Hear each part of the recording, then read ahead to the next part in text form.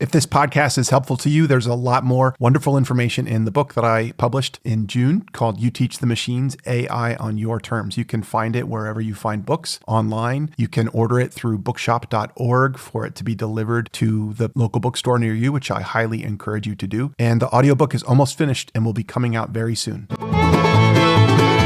Hi, MJ and I are really excited to share this episode. We speak with one of my oldest friends, Paul Berger, who was actually Mary Jane's very first babysitter when she was weeks old. He and his lovely wife, Iani, took care of her while Missy and I went away for a weekend together. We had fallen out of touch, and he reconnected when he found my book, You Teach the Machines, AI on Your Terms. And we've had some wonderful discussions about AI, and you'll hear his very constructive, positive approach to AI in the discussion with Mary Jane when she has a bit of a conversion experience. She is more of an AI skeptic than I am, and it just gave me a lot of joy, both as the co-host of this podcast and as her father, to hear her and Paul work through the implications for life and work that AI has brought to us. Enjoy. Where, oh, where are you tonight? Why did you leave me and read on my phone? I searched the world over and thought I found true love. You met an AI and poof, you was gone. Hey everybody, welcome to You Teach the Machines. This is Jeff Pennington. I am Jeff Pennington, and I'm joined by my daughter, Mary Jane Pennington, and one of my oldest friends, Paul Berger. Thanks for having me. This is fun. Yeah. Paul reached out to me after hearing about the book, You Teach the Machines, with a whole bunch of ideas, and we've had a number of really engaging discussions, including one with Mary Jane. We focused on this issue of time, right? Because okay, what's AI good for? It's good for lots of different tasks, but in terms of quality of life and the human experience, why is this important? And I'm going to relate an anecdote from this week. So I have a consulting project where I'm working with a really great group of people in the consulting firm and in the clients in Texas. And I needed to do some pretty arcane, intricate, specific research on certain aspects of the healthcare economy, basically, in Texas. I started doing a bunch of this research, and I did what I always do, which is just start Googling it and looking for links and newspaper articles and primary sources and going to the federal government databases that list grant funding and that kind of thing. And then I stopped myself because of our conversation, Paul, and thought, okay, how can I do this faster, not just the way that I'm used to? How can I do this more quickly and save time and use that time for something else? And so I had a whole conversation with ChatGPT where I explored public information and worked with the AI as, really as an expert. I opened up Gemini and did the same there. I had two of them going, and I was able to pull a bunch of info, but most importantly, synthesize it. And instead of digging little bits out from sort of faraway places and then sort of with a bunch more friction, putting it all together into a coherent story, I was able to pull information and then instruct the AIs to put it into the story that I wanted to tell. And I think I did easily a day, maybe 2 days worth of work in a half a day. And so I ended up billing the client. I love that. Yeah. I ended up billing the client less. So I'm going to make less money on an hourly basis, but I also spent that afternoon hanging out with my youngest son, Walker. And so it was a really, love that. really formative experience given the conversation we had about this, Paul and Mary Jane. So, MJ, interested in your thoughts on that? I understand and appreciate the value of time and the fact that AI can augment the work that we do and give us back a lot of the time that we might spend doing mundane tasks. I think that I'm still a pessimist when it comes to that really making a difference in society. In an ideal world, right? This means that you only have a 3-day work week. You only need a 3-day work week to get the amount of work done that you would get done in 5 now, because AI can augment all of the knowledge work that we do. And, but you still get paid the same salary and you just work less because it is a society we all have to work less. because AI can do what we do now with our brains.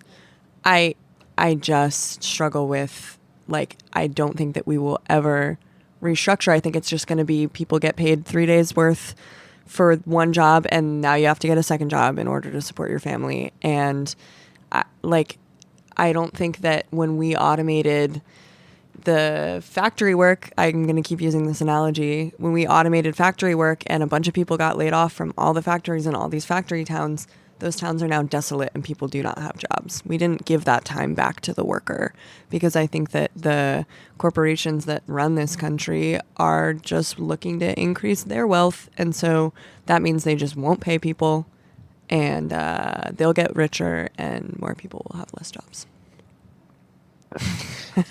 Counterpoint. Okay. Point, counterpoint. All right. Okay, okay, Debbie Downer. I know. I'll try and be positive at some point So, in this episode. Maybe. no. So here's my thought. So I love your story, Jeff. I love that. Yeah, you were able to do it in 4 hours. Save time. As we get older, time is the only resource. Nobody's figured out how to. There's no Back to the Future. There's no DeLorean yet. So that's the one thing the richest people in the world haven't figured out, right? So, and assuming we all sort of, we're done around 80, pretty much on average in the world, right? So you have this finite set of hours, and I guess the thing that and to what we were just talking about. So let's say you work 3 days a week and you only get paid for 3 days a week. But what about this idea that AI is going to allow you to still work a 40-hour week? You're going to be more productive because you're going to shorten the time that it takes to do certain tasks, right? But at the end of those 40 hours, you've accomplished a whole boatload of tasks, whatever they were, and now you can unplug and disengage and be a more productive sort of member of a family or a friend group and everything else. Because, I'm sure Jeff and I, we can, I might get home at 5 or 6, but I'm not home. I need 3-4 hours to just unwind my day, right? So I feel like what I love about it, and I'll take any tool that can produce, and there's also a risk reward to it, right? So the reward is clearly saving time, right? I don't think, and also Jeff, what you're talking about, I took, a simple question and put it in every AI bot there was and got all sorts of answers. Then I started copying the answers from one and stuffing them into GPT and then stuffing that into Gemini, and just made this big giant mosh pit, and ended up with a bunch of information that I could then look at and come out with what I thought was the best, sort of result, and very quickly. And so synthesizing these things, which I'm sure they're going to start doing anyway. I can't imagine they're not just going to be reading each other, but and then so the reward is great, and then trying to figure out what the risk is, right? Is this going to make mining towns desolate? Is it going to make data entry centers, obsolete? Yeah. And and what happens to those people, right? So exactly. But here's the thing. So those towns that you mentioned, they might be desolate, but those people didn't all die when the town died. They went somewhere else, right? So where did they go, and are they okay? Things like that. And those are very intangible, very difficult questions to answer. Yeah. Right. So as much as it can sound very doom and gloom, it's doom and gloom. Trust me. For the I'm approaching dinosaur work status age. And so Amen. If trying to find work is just as probably harder in some ways than at most ages, right? Because Yeah. But can I use this tool to learn something new that allows me to better prepare? So I think So Mary Jane, so you're growing up with this, right? Yeah. And have you ever what do you think about this idea of there's two parts. Part one is it a beneficial tool for you, and then part two is your more sort of socially cognizant awareness. What can I do to make sure this doesn't destroy the world? Yeah. But you know what I mean? Because I feel like that the bad part of this is if there's a way for you, and especially in your peer group, just to separate that part, and maybe it becomes like you're the next AOC who rallies against AI or whatever that part is, right? While using it to figure out how to rally against it, right? I think part of my pessimism comes from the fact that I have to grapple with and think about what The dog started to talk.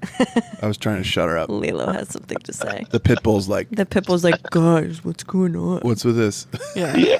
Why are you sitting here and not paying attention to me? She was hitting my microphone cord with her paw. Oh, of course. Yeah, of course.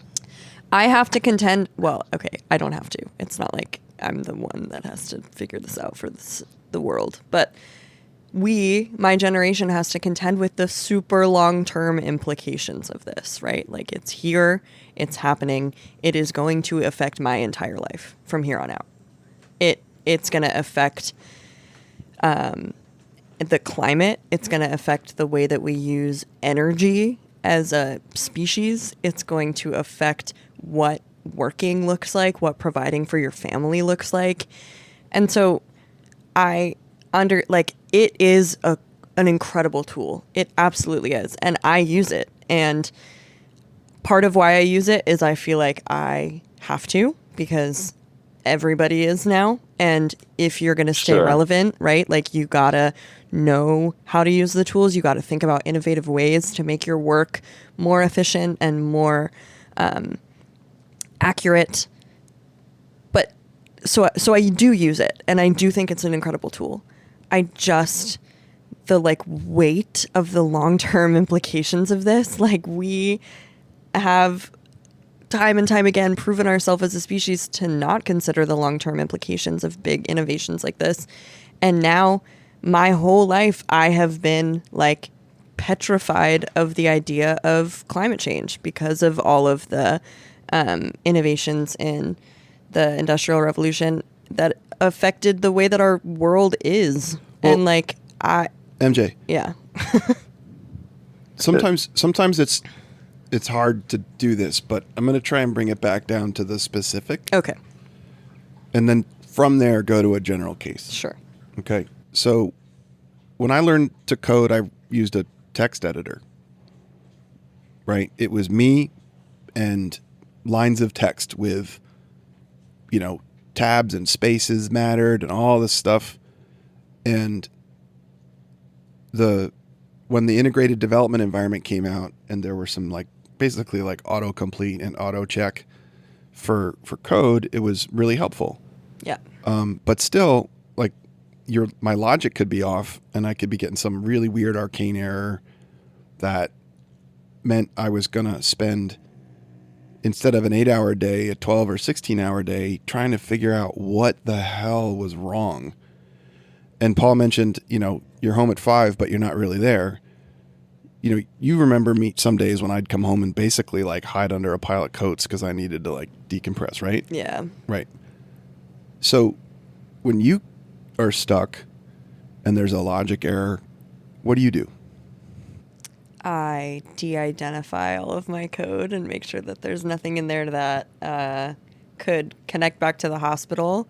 And then I copy and paste it into ChatGPT or into Copilot, and I say, here's my code.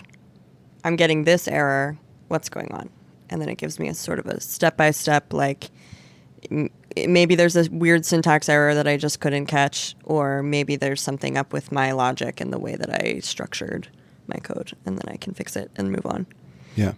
So there's this fear of automation and displacement. Yeah. For knowledge work.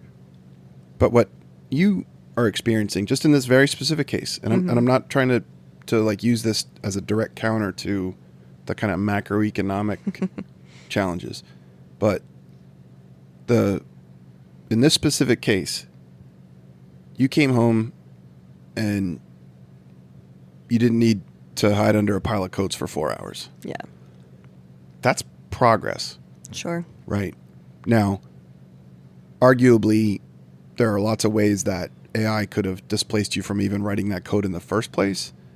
But arguably, there's plenty of room for human expertise to be the place where Based on hallway conversations and direct interaction in meetings, you figure out what the problem is and you come up with the idea of how to solve it.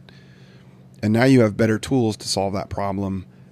And those tools actually don't drive you crazy. I used to get like, not in trouble, debugging but is the worst. right. Like Paul, you've debugged like massive financial spreadsheets, right? Yeah. Code. Yeah. I mean, yeah, it's just that whole process that always, I learned how to program Fortran. That's all I am. But, and I even did a graduate degree in epidemiology where I was studying SIDS and I had records, 150,000 records in Oxford, and trying to sort of go through that data table and find correlations and do this, and you're missing a comment, all that sort of stuff. And this is in the 90s, right? So Yeah. I guess to your point, so you have this problem, you take it, and then you use ChatGPT to help you solve it. And so the question, I guess, really is, now that you've saved the time to solve it, you can become an even smarter person, because you can take that answer and then ask the next question, right? So you're supposed to get there's 10 steps. You need to get to step 4 and, let's say, hand it off so that the next person can do 5, 6, 7, or whatever it is, right? Well, now all of a sudden, by using this, you can get to 5, 6, 7. Like, instead of you just stopping at 4 and handing it off and moving on to the next project, why not sort of advance your learning? Use this tool, like you teach the machines. I think it's you use the machines. So use these things, right? You've now got this answer faster than you would have gotten it. And what's the next logical step? Like, well, hey, synthesize this data to figure out why, pygmy rats in the South Sudan die faster when they're exposed to, ice water, or whatever the question is, right? Yeah. I mean, it's a very That was a really good riff right there. yeah, right. And it's Yeah. like, okay, sure, maybe that job is going to go away, but what was the quality of life like for somebody whose job was just to search for the bugs in the code and debug all day? Absolutely. And does that person have the capacity to do whatever's next, to not spend the time on that? Right. And that's where I think there's this this two-part component. One is you use it to get to better yourself and to better the people around you and all that. The second is maybe you become part of a retraining nonprofit in a local area to help coworkers, like the example we gave. They don't have to figure out how to use Excel now. Like, they just have to figure out how to use ChatGPT, which is a hell of a lot easier to teach than trying to teach somebody who's never been on a computer how to use Excel. Mm-hmm. Right? And then knowledge work becomes more accessible because you don't have to have the background of knowing how to learn or knowing how to find answers. And so you can enter the force. Exactly. And then here's the other thing, and this is something that took me long. I was a trader for, floor trader, all these things for like 15 years. Then I went into construction. I don't know anything about construction, but figured it out. But the thing is, the skill process, the sort of analysis of trading. Trading, you get hit with a question or answer. Do you want to buy or do you want to sell? If so, right now, how many? Go. And you have to have an answer, right? So you have to analyze situations, and you have to immediately assess how many possible bad outcomes there are going to be, how many good outcomes, and then hope you're right. That kind of thing. And so that skill set, right, that translates. And the biggest, a lot of traders got put out of business with when the machines came. But the skills, a lot of the guys that got out of it realized like how valuable those processing skills are. So a coal miner, let's just use that as an example, goes down into a hole, scary, the whole thing. Yeah. There are a ton of lessons about safety, detail. You do not you do not put your glove in your pocket, because if it gets caught on that winch. So now you take that person and you teach them how to use ChatGPT to do something totally unrelated. Those skills are so valuable. And I think in most cases, if my trader friends and I didn't realize how valuable those skills were, imagine what it's like for somebody who feels like they're in this kind of dead-end blue-collar job that's getting evaporated. Teaching them that they know a hell of a lot more than they think they know And, they could run a Navy shipyard. They could get on a boat because every line on a boat is dangerous. You know what I mean? And they now know that when I go, 100 feet underground on a coal mine elevator, right, it's risky. So does that make sense, right? So using ChatGPT to retrain people, Yeah. and then helping it teach them, like, look, you know a lot more than you think. Right. And then on top of it, you taking your job, and you don't have to now like waste a bunch of energy debugging the same way you used to. Mm-hmm. I don't know. So you could then spend. I'm gonna make you pro. Yeah. But then you could spend that energy to your point, Paul, using these tools to like mitigate the risk, the downside of displacement and dumbing down and all those kinds of things. Right. And then also advance yourself. So your current role, like, you could start doing more high level analysis because you've already done the code, right? So now you're like, okay, so like whoever works above you, let's say, you start working with them and not for them, right? Okay, I've got this sorted out. What are we going to do with this information? Yeah. Yeah. What's next? Like, yeah, let's talk about it. What's next? And then you can have, I don't know. That's just. I have a question for you guys when you were talking about sort of being like on the older side of the workforce and absolutely having to learn how to use this tool and stay relevant.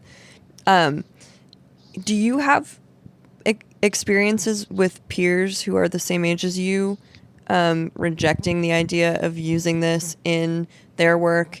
And like, what do you think about those people becoming maybe obsolete because they aren't embracing it? Like what do we say to those people? Like, are they like, after spending an entire career gaining this expertise and now maybe AI can do a part of your job, like, do you say just embrace it and get the time back and try and be optimistic about it? Or is it like, can you see the side where maybe it is tough to like have to remain part of the scene by learning something new? Well, I can any one of my friends embraces this because everybody does. Everybody does, because we went through a phase of, Google is how old, what, 2000, 2002, whatever it was. Yeah. I'll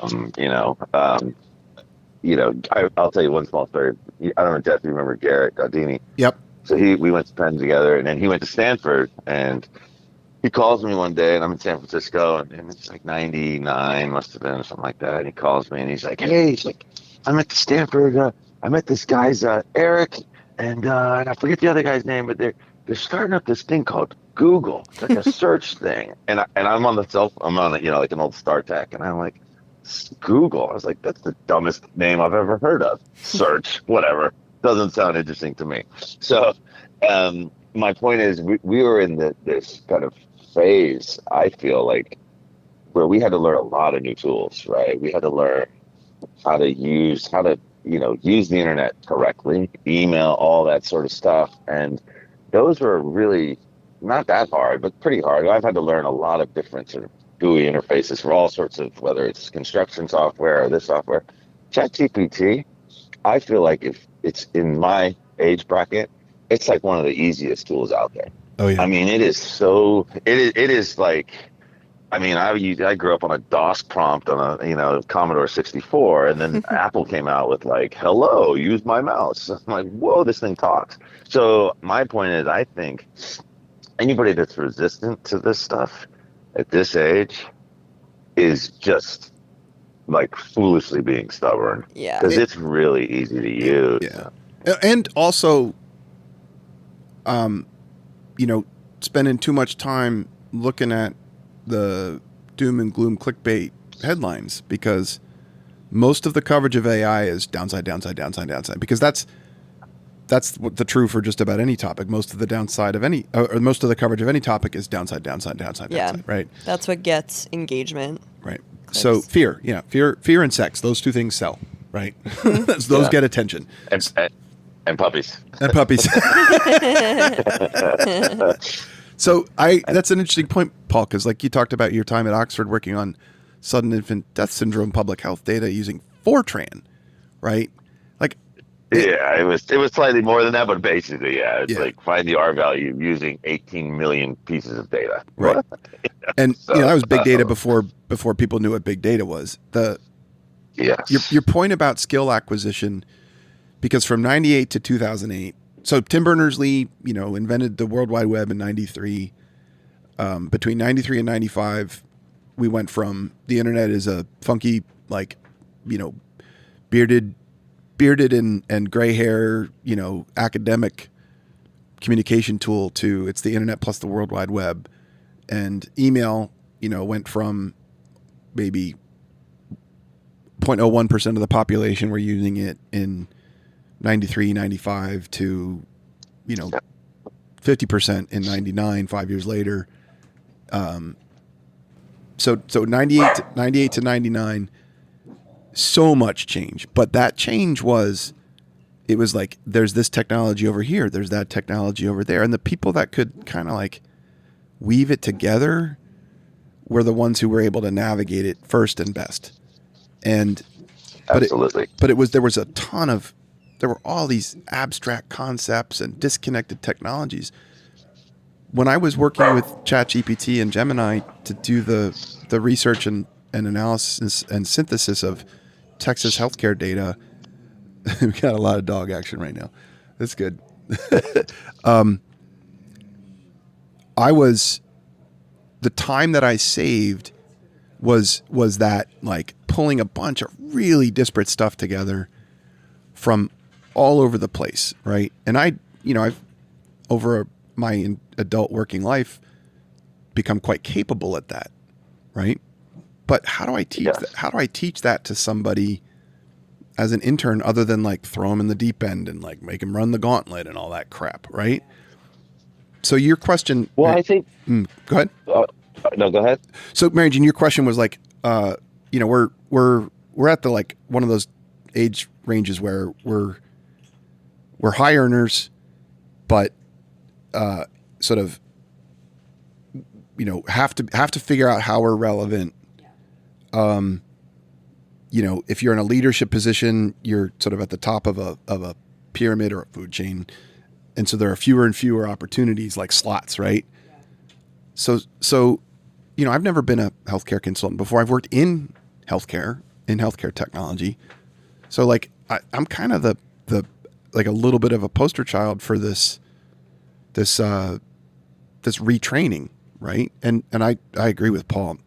Like, once you start using a language-based AI, an interactive language-based AI, even better, multiple, now you have a panel of experts, eager interns that can assist you. And all of the expertise that I've gained over, a 30-year career is that's the value. The value isn't grinding for 2 days on internet research and looking at public federal databases. That's not the value. The value is all of the what I've learned and learned to apply in terms of, like, organizational change and the application of technology to innovate, like all that stuff, right? So it's like rocket fuel for my expertise and domain knowledge to be able to use these tools as a panel of experts for the information retrieval, synthesis, and I do basically the analysis. I'm like, this is important, that's not important, and this is how I'm going to present it. And give me a table of all of these entities in Texas, and order them in this way, and boom, done. And then I'm on to whatever's next. Like, I had a moment where I was like, okay, I'm not going to bill as much for this, but that's a good thing. Yeah, I think to on top of that, so I'm a business owner. I have for the last 15 years on this construction company with business partner. And so to stay relevant and stay competitive, we have to get more done with fewer people. And if we don't, or if I bid on a project and somebody underbids me and gets it, they're getting it, they're winning the job, and they figured out some way, or they're just lying, or they figured out a way to do it cheaper, faster, or they say that, right? So, as a business owner, every single employee is we're a small company. They're very important. They're very relevant, and they can be very expensive, right? So this idea that you know these corporations, they can just, let's say they have 10,000 employees. Well, when you break it all the way down, they do get very expensive, right? So if Amazon loses out to something that Google wins, that's a huge hit to even a very rich company, right? So this idea that every person needs to continually become more efficient, it's not the greedy business owner wanting to put more profit in his pocket or my pocket. It's trying to stay alive so that I don't lose the next 10 jobs to the person that is beating me to it, right? Does that kind of make sense? Like it's not always about like the person at the top getting richer, and there is going to create, it's going to create, I agree, it's not going to be good for the wealth gap. However, sometimes it's not as simple as like, you just fired 5,000 people. That means the head person, the CEO is going to make another 10 million. It doesn't always translate that way, but Yeah, it's like I don't staying know. That's relevant, just staying competitive, becoming competitive, more exactly. efficient, having your employee, like if one employee now can do the job of three with augmenting their work using AI, then you are more efficient by spending less. I get it. That does make sense. Yeah, But but you're more competitive, right? So yeah, you may competitive. have to you may have to fire those two people because the person that your client that used to hire you stopped hiring you Hmm. because this other person came and they said, "I'll do it 10% cheaper." Yeah. How do they do that? You know what I mean? So now, it's like capitalism at its finest. Right. Like, put your friend out of business immediately. So um, I don't know. I think, I guess, to answer your question, at my age, this is one of the greatest tools, and it's one of the simplest ones to figure out and use. Um, I do think, you probably know people that are good at Googling and good people that have never been good at Googling, right? And so, you ask, like, they ask a question, like, well, what question did you ask Google? Right. What, you know what I mean? Yeah. So there is a skill in using all these tools. I think more, the more of these tools you use against each other to just create like a massive, circular path to get one to spit out probably one of the most comprehensive answers, Yeah. because they're all going to be scouring different parts of the web, and then I don't know. Yeah, I think I, I'm I quick. I think I'm quick to judge the use of AI as being mindless and replacing the sort of critical thinking skills that it takes to do research. Like, because especially as an undergrad, like in college, there are a lot of college students who are just using it to be mindless. You know what I mean? And like I've witnessed that. Like you that's no different. That's no different than then cheating off the right. fraternity house notes on last year's Right. midterm. Or being a bad Googler, right? You just like Google something and Oh like you God. get some answer and you just use that in your presentation, whatever. And that's been around forever. But like it's so easy to be I think it's even easier to be mindless with this tool. So Uh-huh. like it's even easier to just accept whatever answer you get and be like, oh yeah, yeah, But like ChatGPT told me that. Then like if you have a but here's stupid Google search and you get no results because of it, then like you gotta but adjust your here's result. but But like what a here's stupid prompt will give you an answer. here's a counterpoint to Okay. that. Yeah. So people who just use it in the working world incorrectly, for people that know how it works, it's one of the worst things they can do, because they, for example, you get an email. Like, I used to get emails from a particular person in a particular field, and they were of a certain way. All of a sudden, you know I could tell that she just discovered GPT, and she answered like a 1 or 2 part question with this very verbose, blah blah blah, hopefully, like all the wrong words she's never even used ever, right? Not even smart enough to edit the ChatGPT thing. And yeah, like, come on, like, seriously. And you can GPT scan it if you want, but I didn't even have to do anything. As soon as I saw it, I said, wow, like, she has just moved down a whole bunch of rungs Yeah. in my assessment of her knowledge, of her trustworthiness, of her, all these things, right? Mm-hmm. And that, I think, is a tool that will be very beneficial, because the lazy people will always be lazy, or they'll learn how to change. But to the people that aren't, it is incredibly simple to see what they're doing, right? Yeah. So you come out of this sort of academic world where I'm sure your professors are like, really, come on, Oh my gosh. I can't like even imagine you, having read essays for 20 years as a professor, and then all of a sudden, like you're saying, it's verbose and it's like vague oh and my God, yeah, right? they Like it think must be this, just like it's they're like, probably bashing their heads against uh, the wall. Like, oh my gosh, these students. and then you run a scanner on it, and it's like 94% used AI. 94% of the words in here are And you're AI. like, So, what are these but I kids get even like getting from my lecture? Like, are they even listening to me? right, yeah, well, yeah, exactly, exactly. They got their headphones on. So. I have a really close colleague, like probably one of the most successful women in science, and she told me we were walking the dogs at the dog park a couple weeks ago, and she told me, she's like, you know what, this is gonna make it a lot harder to make money when you're mediocre, Yeah. because Yes. she's got some people that she works with who, you know, are low, like from my perspective, low maintenance. They do work, and then they ask for help at the right time. They don't need to be sort of handheld. And with the people that she works with that need to be handheld, she's like, "Oh, I'm too tired. I don't have it in me anymore to, like, drag you along." So she's just, spending an extra hour in the evening, like banging stuff out using AI, and getting a better result than she would have if she'd dragged those people along. And that's when she told me that story, because it was a very specific anecdote. And she said, this is going to be like hell on mediocrity. Yeah. It's funny because I Yes. think like it is forcing us to think about what value knowledge work really has for us.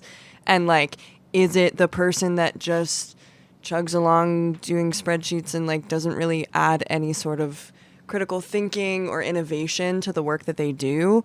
Or is it the people that are going to take the AI tools and use it to augment the mundane work and start thinking bigger and start thinking more critically and having harder conversations?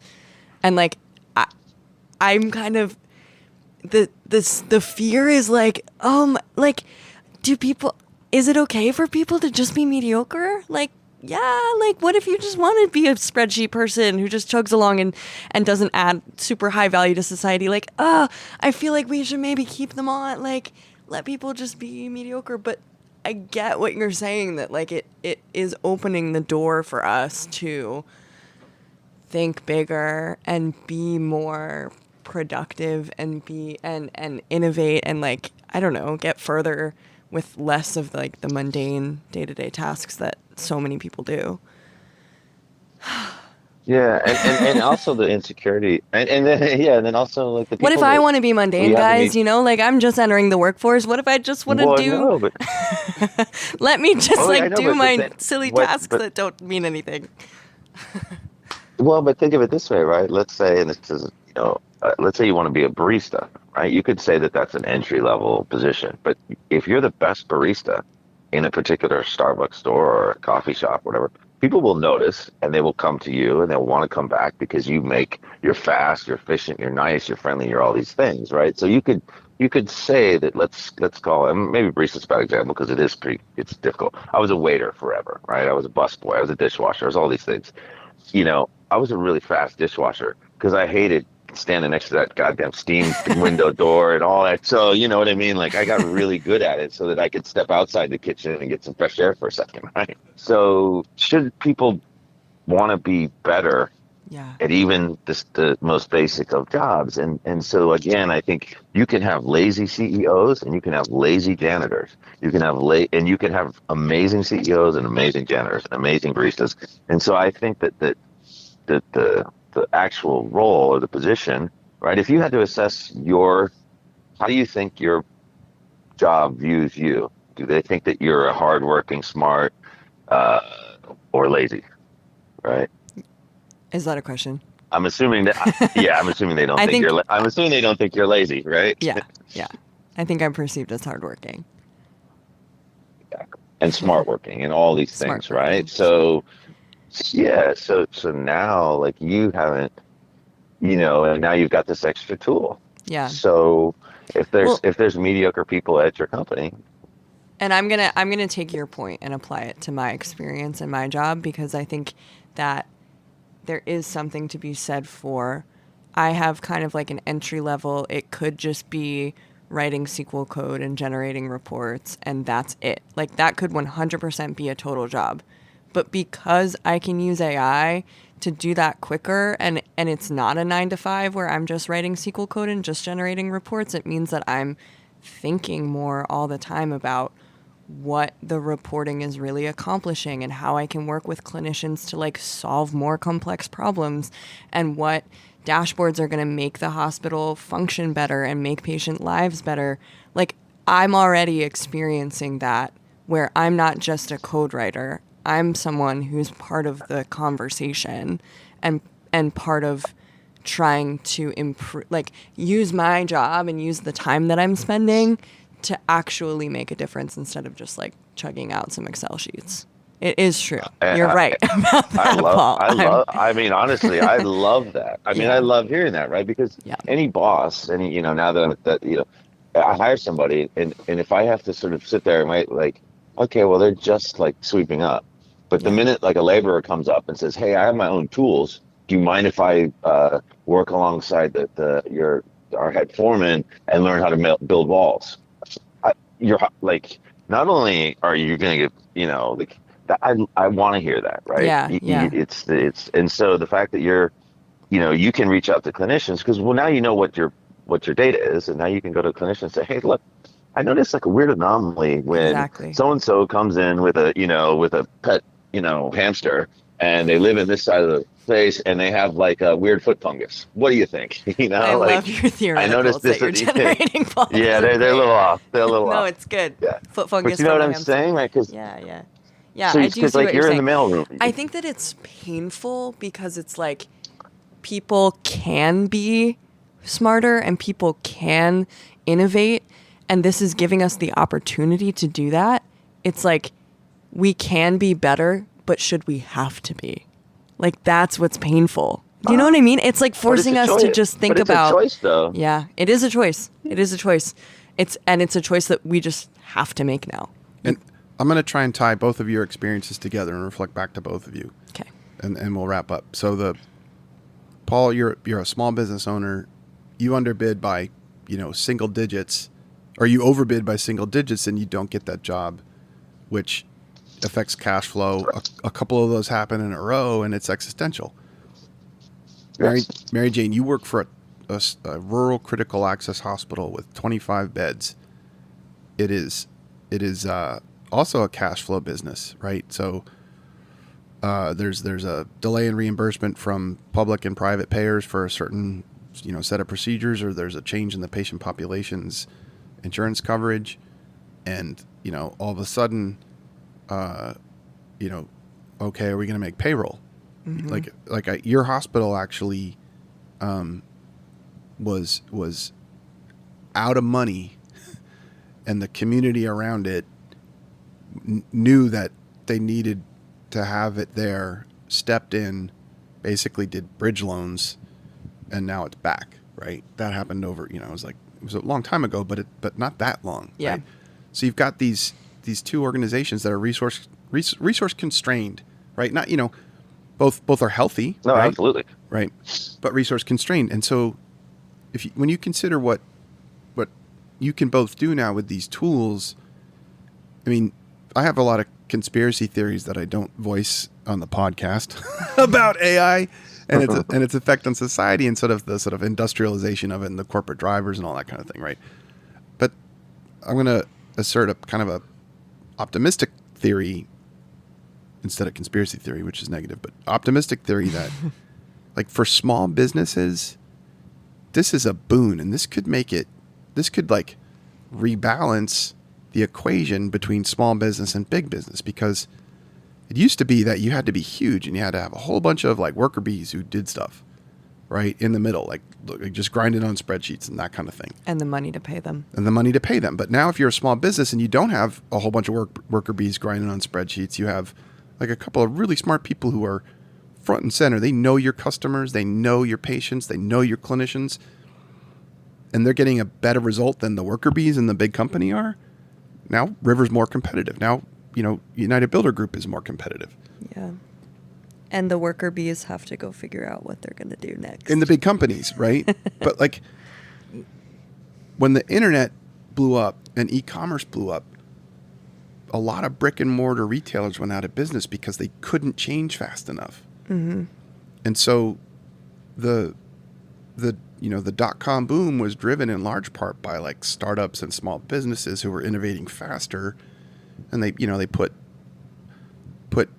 Sears out of business. Sears had been in business for 150 years. And was that a great thing or 200, whatever?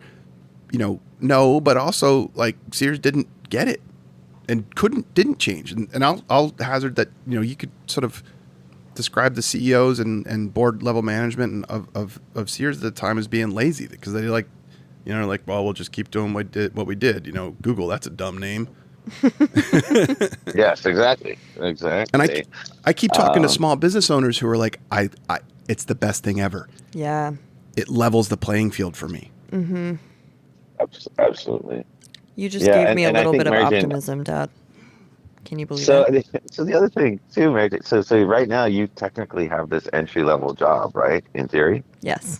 So AI is effectively going to get rid of your job if you believe that that's the path that it's going to go. Yep. But what we're discovering is that this entry level job is a stepping stone for you to keep going to levels that you can achieve now even faster than without it, right? So everybody else around you that's in this entry level position, if they're the student that just doesn't want to, if they want to just turn in the GPT essay and they don't want to get any better, then it's going to be hard for them to survive. And is that the fault of AI? Is that the fault of Google? Is that the fault of cell phones? Or is it just the fault of the person being fundamentally kind of lazy? Yeah. And I think it's also the entry level employee has the capacity to do the higher level thinking. And it's like, if I can spend less time doing the mundane day to day, like chugging along writing code tasks, it means I have more time in my paid hours that I can spend doing higher level thinking. And that means that I'm getting better. I'm learning. I'm growing as an employee instead of just doing the same thing every day. That's smiling. I would try this as an experiment. Whoever the three people that you sort of report to above you, whatever they are, have a specific question for each one of them. Hey, I've noticed such and such. Do you have any thoughts on how pick their brain because they'll make them feel important and it fills their egos. Do you have any thoughts on how the biggest problems you're dealing with? Is there any way I can get involved in some of these conversations? Because I have a whole lot of information on how to process the data. There might be an answer in here that we don't know about. I tell you, if you do that to the people, they will. I mean, yeah. I would be shocked if that didn't work. That's like your laborer saying, I have my own tools. Can I learn how to build a wall? Yeah. I would love for you to put the broom down. That would be amazing. So I don't know. It's just, it's an idea, right? So, Paul, it's something you can do fairly easy. Paul, we're just on the phone, but I've been watching Mary Jane have a bit of a conversion experience. Her body language changed. She went from like tight, pinched, and angry to her face is more open. She's just more relaxed overall. And, don't expose me like that, Dad. And there's been a conversion experience here. Sure. Yeah. And somebody who held you when you were a tiny baby, Paul, just has comforted some of my fears about AI. But he's mentored you. Yeah. And that's a really beautiful thing. Yeah. I mean, like you, whether or not you want to be a boss one day, it's up to you. But whether you want to be a leader of a team of people that are working efficiently and well together and all that sort of stuff, I would think that that's in your DNA, right? Anyway, and that's part of who you are. So now you've got this position, grow the thing is if you're, let's say you move up the scale there to where you're now hiring your version of yourself in a year, because you're there and you're like, we need another person, and so you're going to look for people like you right now to come on, and you're going to explain to them, you're going to be doing this data entry, but within 3 to 4 months, I'm going to need you to synthesize that, and we're going to talk about some higher level stuff. Yeah. And I think you would love that, right? I mean, that's what I would think that's where you want to be, right? Right, Mary Jane? Yep. Yeah. And then you're gonna move to New York City, and you're gonna discover all the benefits of all sorts of things other than gin. Yeah. Because Paul, when Paul and I were talking, he said you should come crash on his couch and experience Manhattan. Yeah, let's do it. All right. Yeah. Well, yeah, you're definitely. With that invite, we're gonna wrap up. So okay, sounds great. Yes, Paul, stay on. We'll chat a little bit after I hit the stop record button. Paul is one of the smartest and most thoughtful people that I've known in my life. He is actually Jerry in my book, where I describe the evolution Paul, aka Jerry, went through as a floor trader, an open call options floor trader, to electronic trading upstairs, to actually working with quantitative experts who were developing high-speed automated trading in the early 2000s, to effectively put himself out of a job. And he was pretty bored with it. So he actually went into construction, where he's a business owner at a construction firm in New York City. I encourage you to look Paul up and reach out to him. There are ones and zeros, vectors and scalars. What do you see in that machine? I gave you my heart, my warmth and Snapchat. You chose a robot, now I'm alone. You Teach the Machines is hosted and produced by me, Jeff Pennington, and co-hosted by my daughter, MJ. Please take a minute to review and subscribe to You Teach the Machines wherever fine podcasts are downloaded. Copyright 2025. Any and all use of the audio recording of You Teach the Machines for training or other contribution to artificial intelligence models or their application is expressly forbidden without the permission of the creator. And we'd love to give you permission, so long as you come on the show.